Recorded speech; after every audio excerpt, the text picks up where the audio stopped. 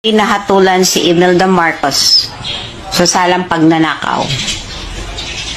7 counts, equivalent to 42 years of imprisonment. Hindi pinatupad ni PRRD ang paghuli sa kanya for humanitarian reason.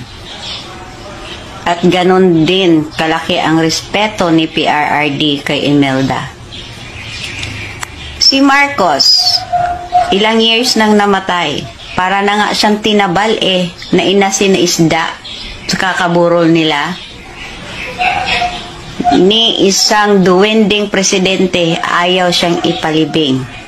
Nung dumating si PRRD, pinalibing siya dahil sa laki ng respeto ni PRRD kay Marcos Sr. At ito ay naniniwalang mabuting tao si Marcos Sr.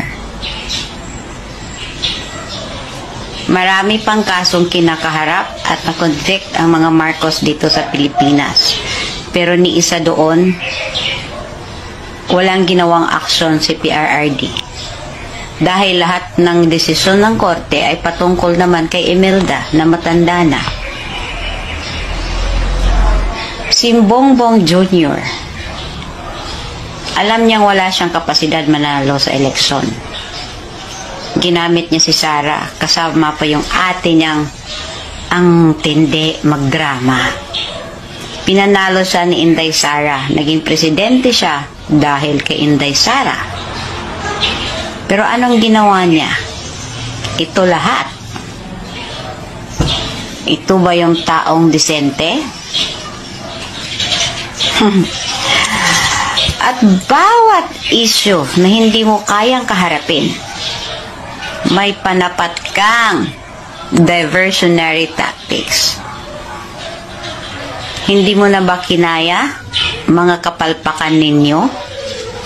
Kaya ginawa mong diversion ang pagpapaaresto kay PRRD at pagproduce ng peking warrant of arrest?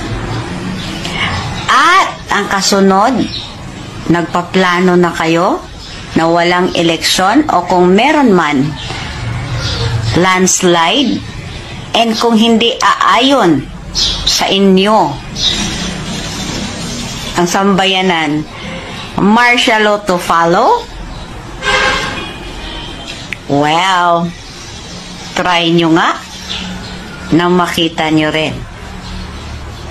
Ikaw bangag ka, wala ka nang utak, palagi kang ang high.